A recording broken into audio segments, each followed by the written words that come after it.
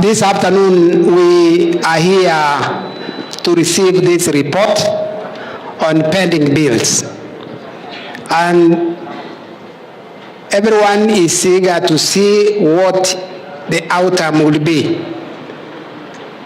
And so, since we are all waiting to hear what it has, we want to see how our resources have been applied and how much of it has done good job, what has not done service to the public. It will come out. We hope the task force that was created by His Excellency, Your Excellency the Governor, will give every detail of this report.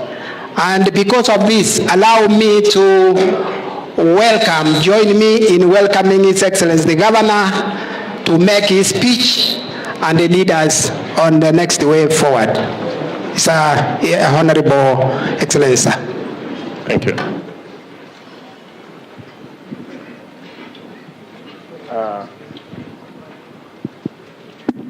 Get seated, please.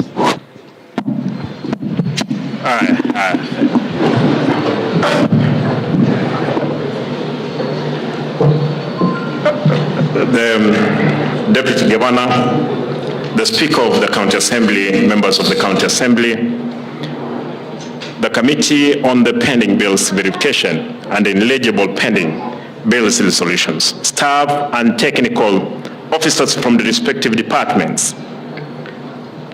Ladies and gentlemen,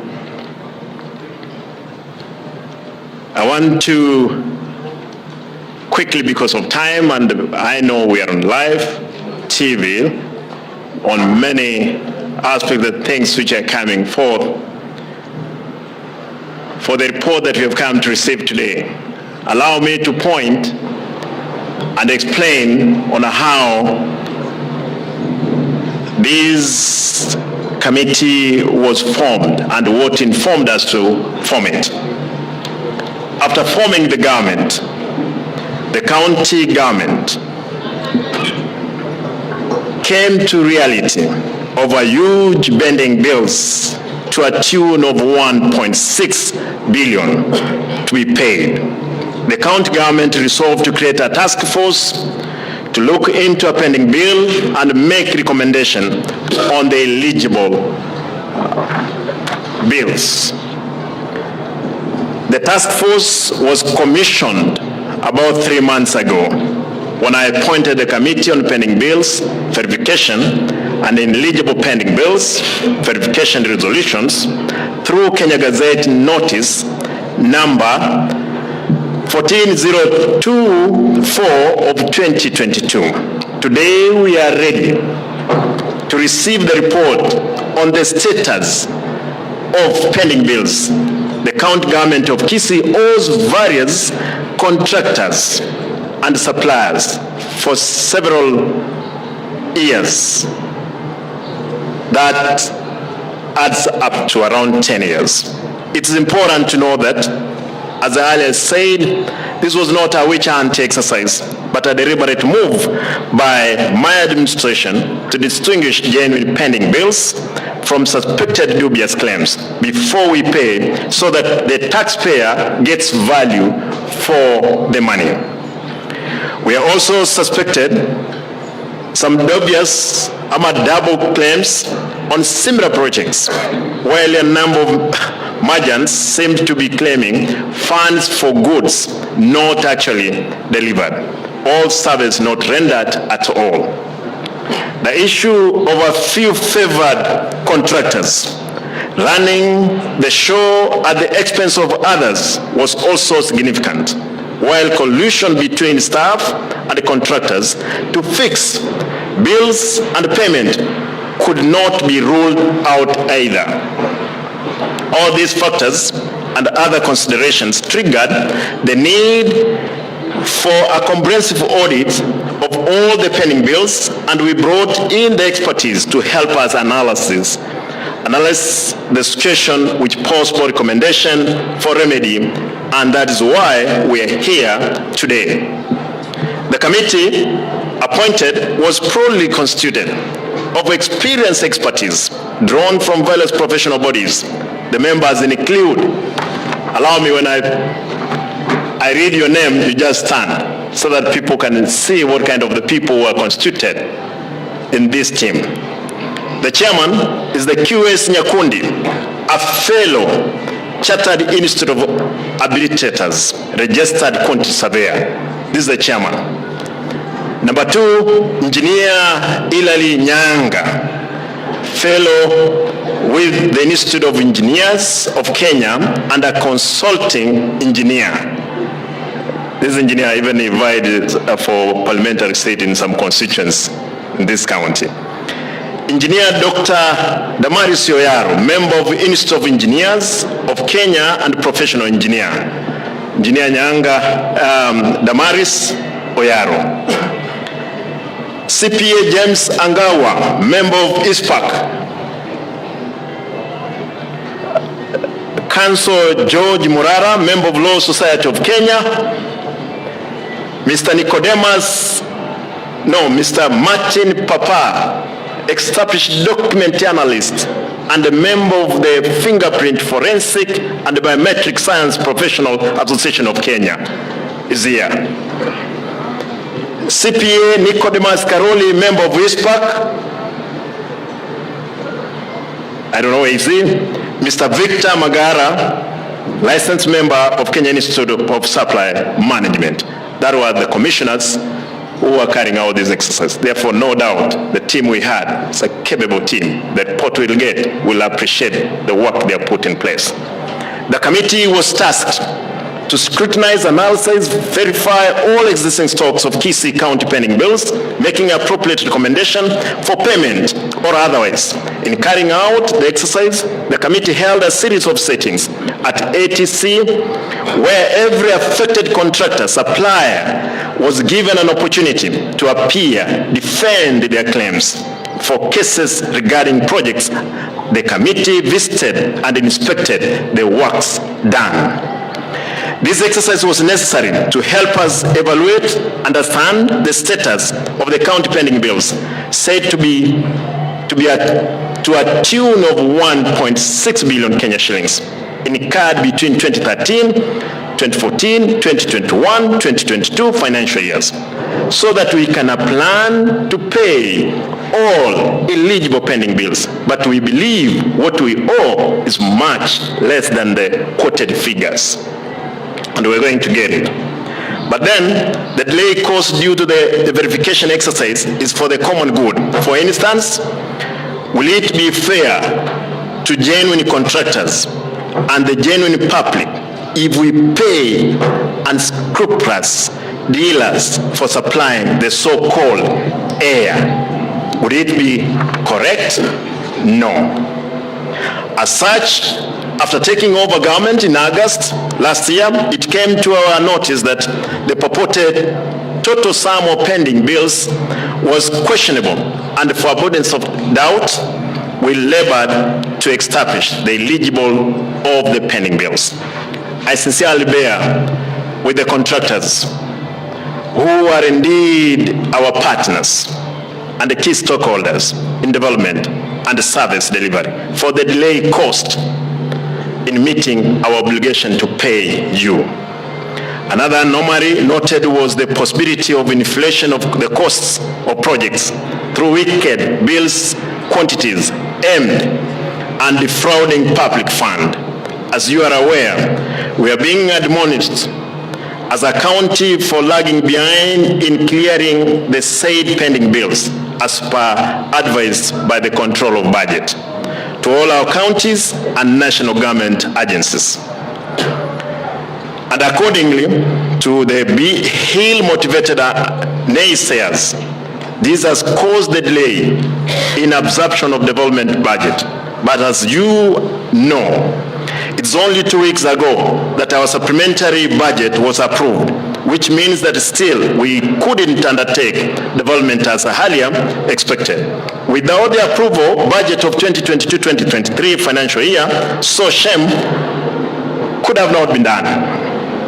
Having said that, I must appreciate that the Committee on Pending Bills Verification has worked with speed despite the fact that we have had to extend their durations.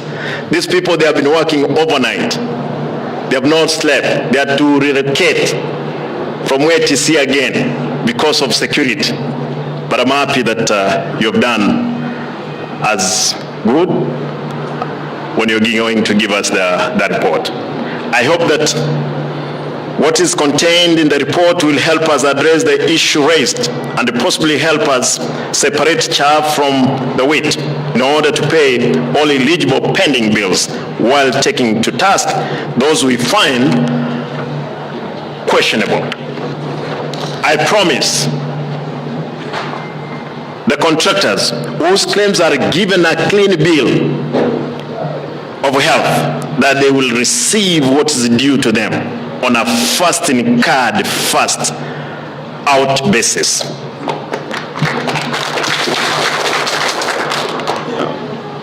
With those many remarks, allow me to call upon the chairman of the pending bill committee or task force to give us the report. I'm told you will give me it, but then you give us first of all the lights. Karibu, tafadhali, pea sisi dawa leo.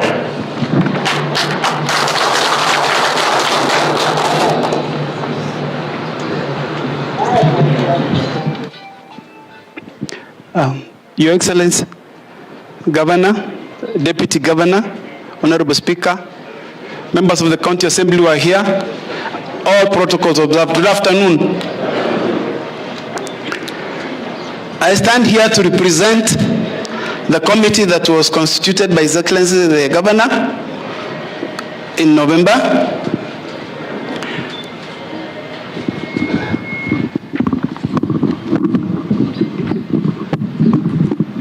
Thank you. As His Excellency has mentioned, our team comprised of fully qualified accountants, engineers, lawyers, and of myself as a quantity surveyor. We started by sitting at the ATC. We reviewed the documents that were given to us. Then we invited the officers for discussion with us. Some of you came, we asked you very difficult questions. Thereafter, we visited the sites which could be visited. We went around the whole county. We wanted to do sampling, like audits are normally done, but His Excellency was very tough. He said we must go to every road and every building which had been certified for payment. It was not easy because, Your Excellency, you want the report yesterday and we have to go all over. But we tried. Today, we are ready with our report. But we'd like to make a few observations which we came across. The first one, Your Excellency, is that contractors in this county, they get harassed in the county offices. When they come to be given the sites, they have to give money. When they come for inspection, they have to give money. The saddest part of this is that a chief officer wrote a letter to the resident engineers directing that no site can be inspected unless the contractor has paid the money up front.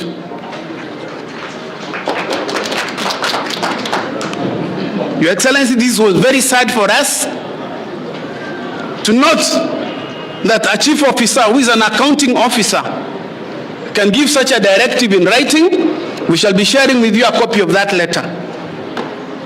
Number two, we encountered payments which predate the 2010 Constitution. In other words, these payments have delayed for more than 10 years. We also came across contractors who have been using government machinery to do the roads without, they pay but they are not given a receipt. And contractors were willing to come forward to make those statements. Number four, We noted irregularities in tendering, where related companies could appear on the tender list, they are evaluated, and they are awarded. We also noted that some works were being awarded without any form of tendering. One case we have, somebody was given some work for doing a document, some documentation, and the letter of award read like this, that following your request, we are pleased to award you this contract. It is very, very sad. Another sad case, Your Honor, we came across is a contractor who gave us pictures of a road, of some work he had done, and the photos he submitted, they showed prisoners who are being supervised by warden in uniform. So we don't know whether he had paid the prisons to come and do the work for him so that he can claim from the county. Your Excellency, we also noted where the county is being shortchanged on the specifications. Very high specifications are put in the documents. When the work is done, inferior materials are used. Your Excellency, we also came across where 100% of the contract sum is certified for payment, but when we went to site, the work is not complete. There are very many examples of this. We went to Manyansi Village Vocational Training Center. It has been certified as 100% done, yet it doesn't have windows, it doesn't even have doors. We went to Isanta Primary School, ECD. It doesn't even have a roof, but it has been certified as 100% done. You go to Riangabi Village Vocational Training Center, same thing. We go to Kiamwasi Primary School, same thing, and many other places. Your Excellency, it is very sad that people who have been entrusted, who have been privileged to work for the county, can go around certifying what doesn't exist. Your Excellency, we also came across projects undertaken without any budgetary provisions. Any project in the county starts with requisition, and in the requisition, they are meant to mark the budget. We have requisitions in the files which have not been signed by the accountant in charge of the vote book. Your Excellency, this puts the contractors at risk because they have no way of verifying in the county offices that there's a budgetary provision. So when they're given an award, they're given an award for work which is not budgeted for. That is exposing the contractors to unnecessary risks. Your Excellency, we also came across documents which are forged. An example is where a chief officer assigned for one contract, and then some people in the offices, they take the part which has been signed by the chief officer, they photocopy as many as 15 copies and give out to contractors. They give out to contractors who sign a contract on a photocopy. We were advised by our lawyers that is unlawful. We have also... Next, ni gani mko nayo? Hii ni wapi? Hii ni Marani Stadium ndio. Hii ni nini? Marani Stadium still. Latrine and the fence. Hii ni Gesero. Hii imeisha ikalipwa yote. Iliisha ikalipwa. Inafaa kulipwa kwamba haijalipwa, lakini inafaa ilipwe yote kwamba imeisha. Ni Gesero. Kia Busura ECD. Shida ya hapa ni gani? Naambiwa kwamba it was hapa inasemekana ilianguka, alianguka. Hakuna shule, hakuna, lakini ni ile moja wapo ingelipwa kama imeisha. Borehole at what? Nyakora Kitutu Church North. Drilled by the roadside? Yes. With no requisition and observance of the procurement. Okay. National government, is that a CDF? Yeah, that is a national government sponsored project, but in the file that was presented to the committee, it was a county financed project. Mnaona. Hiyo ndio maneno. Nyakeyo Market, South Mogrango. it has been paid and some amounts are due for payment, but it is certified 100%. Watu wa South Mugirango, I hope mmeona huko. Kwa hivyo hii ni gani hii? Ogembo Market Shed. Watu wa Bomachoge Church ndio hiyo.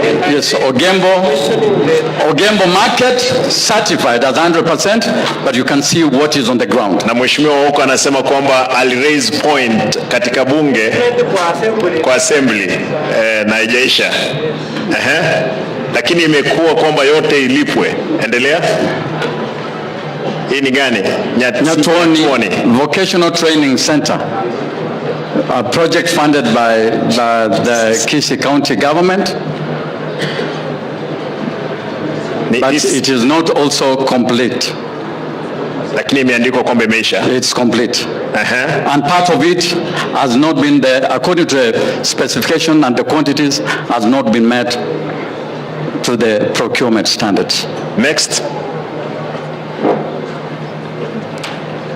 Nyakenge ECD, that is just a quarter of the work done, but it is certified as 100%. Next. Hii imeisha bwana, mbona vipi? Bitare was a contract granted to one contractor to do 3 different projects, but only Bitare is completed. The other 2 have not been done even from scratch, but it is certified as 100%. Walikuwa kule mbili yote.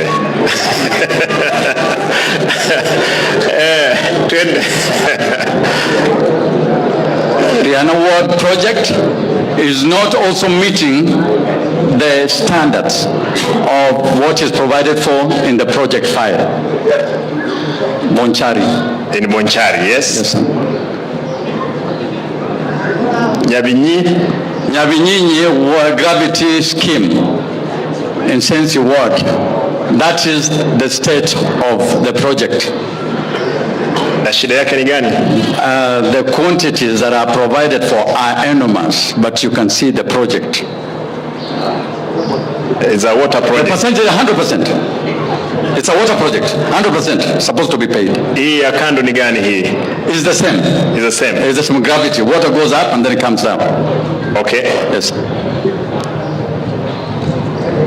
Hii ni Bomachoge Church Borabu, rehabilitation of Rio Kindo water supply. There was what? There was the pipe work extension, the water treatment.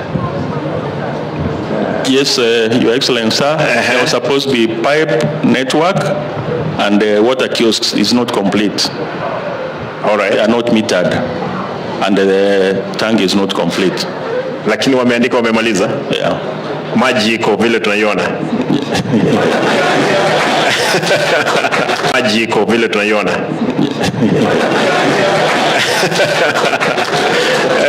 Yoyo wale mko kule Bomachoge, kwa hivyo mnaona Borabu, kwa hivyo mnaona. Tuende. Hii ni gani? Milk cooler plant Kegati, Nyaribari. Wale mko Nyaribari Kegati. Okay, this one is complete. It was installation of machines and power by KPLC. The machines are installed, but they have not been tested and commissioned. And the KPLC power, they drew a cable from a distance, so it is sagging, it is down. It's dangerous actually.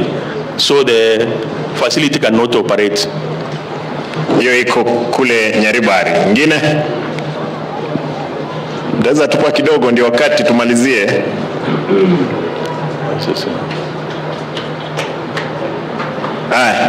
Asante. Nikubalie niongee kwa Kiswahili, vile vile nitarudi Kikisii. Kwa ufupi tu, sijui nimeona kwamba mmetuambia kwamba ni zile pesa zinafaa kulipwa ni shilingi milioni 235 peke yake, na zile ambazo tutazalipwa baada ya uchunguzi kufanyika wa dhati ni milioni 130. Pesa ambazo haziwezi lipwa kwa vyovyote vile ni bilioni 1.2 billion 921. Kwa hivyo hii ndio pesa ambayo haiwezi lipwa na county. Nataka niseme kwa wale contractors wazuri mliofanya kazi, tukipata pesa mara moja tutalipa nyinyi. Wale ambao mlitaka kupita kwa mkato, ole wenu, kwa sababu lazima tuombe kwamba sheria ichukue mkondo wake. Nitaomba wananchi watukufu, mahali popote mpo katika sehemu 10 ambazo tumeweka hizi runinga, na wale ambao mnatusikiza katika redio, vile vile katika runinga zile ambazo ziko live sasa, ni kwamba lazima tukumbushane, sisi ni wafanya kazi, we are servants ya watu wale ambao wametupea uongozi. Naomba tafadhali kila mmoja, mwananchi mtukufu, mahali upo, bika kuambia kiongozi wako, na mimi pia nikiwa nimekwenda kando, usiogope kuniambia, niambie.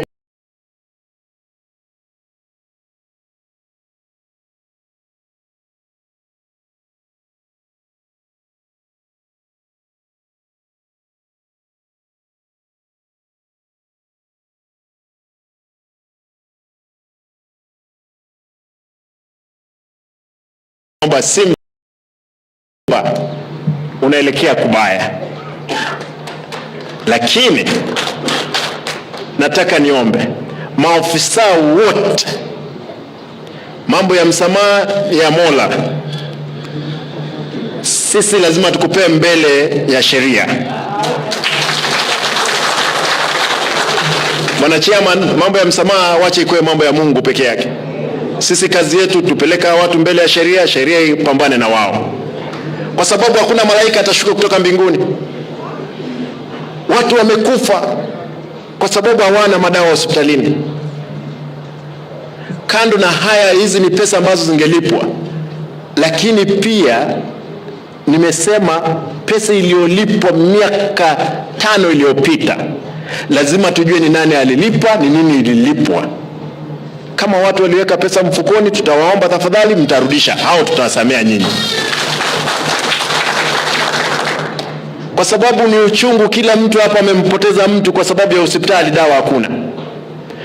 Barabara ambayo haipo sawa imeua watu kwa sababu ya vitu kama hizi. Nitaomba ndugu zangu na dada zangu, tuwajibike kwa fedha ambazo tumepewa. Kwa hayo nataka nielezee pesa ambazo nimepewa mimi kutoka juu. Kwa miezi 5 nimepokea pesa mara 5 ambazo tumepewa na kutoka kwa control budget, na fedha hizi nataka nizielezee vile tumetumika.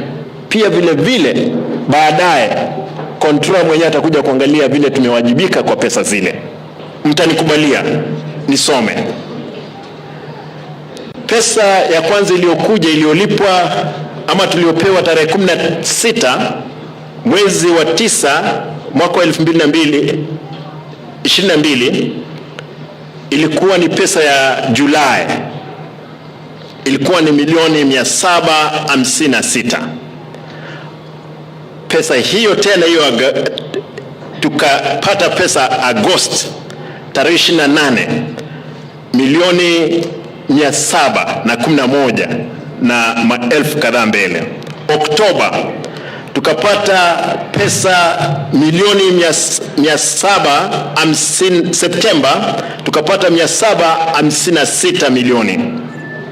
Oktoba tukapata shilingi milioni 711. Novemba tukapata shilingi milioni 756.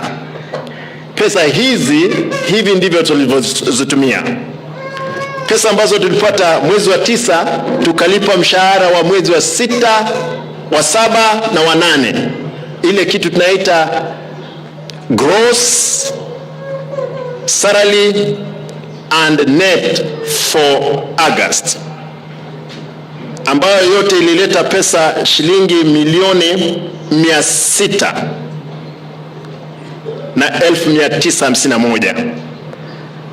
Pesa ya September salary and August deductions, kwa sababu tulilipa kidogo ya net ya mwezi wa 8, tukalipa shilingi milioni 611. October gross salary, ile pesa ambayo tunalipa, na hii pesa mjue kwamba kuna wale wafanyakazi hewa ndani, kuna wale wafanyakazi wazuri wako ndani, ni shilingi milioni 411. Mwezi wa 11 tukalipa shilingi milioni 410 mshahara. Disemba, zile pesa ambazo tumepata, nimewaambia tumepata pesa ya Julai, August, September, Oktoba na Novemba, lakini kwa sababu hatukuwa tumelipa pending bills, tukalipa salaries ama mshahara wa Disemba na Januari. Pesa zote ambazo tumelipa mshahara huo ni 2.9 billion mshahara peke yake.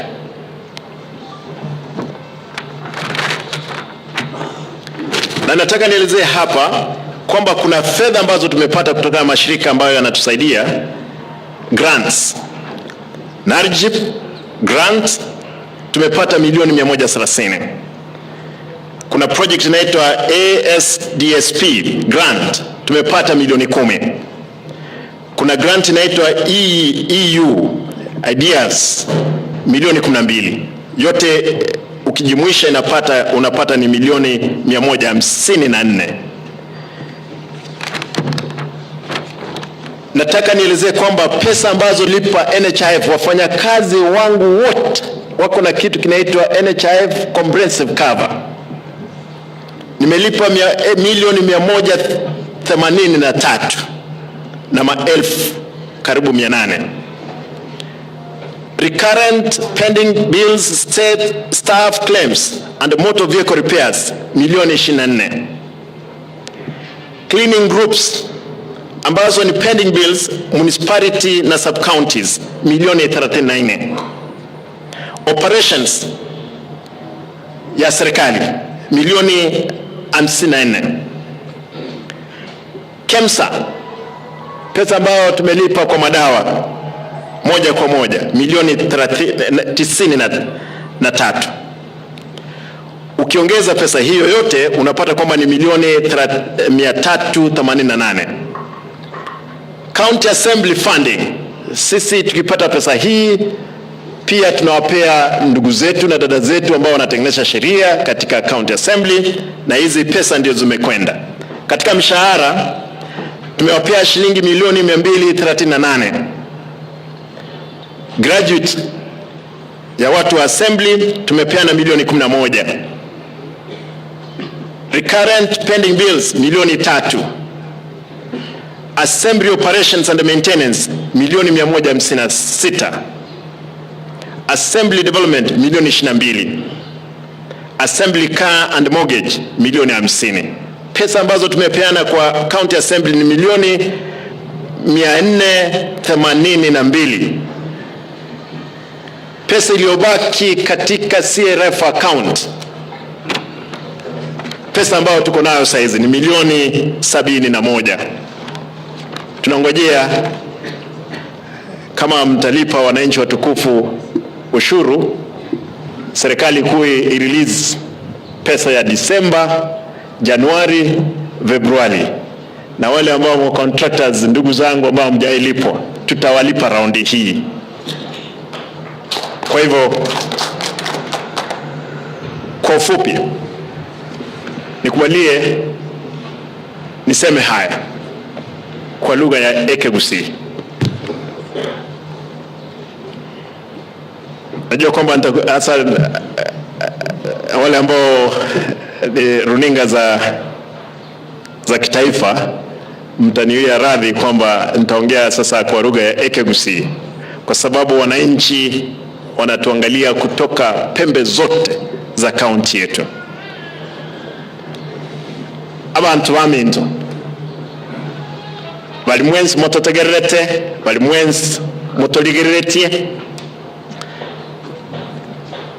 Committee ya pending bills ire twabegete ose commission ya toire report rero ya dotebiri kibesa konyora abantu bakubuli bakanwe ekialenge bilioni yemo ne milioni 700,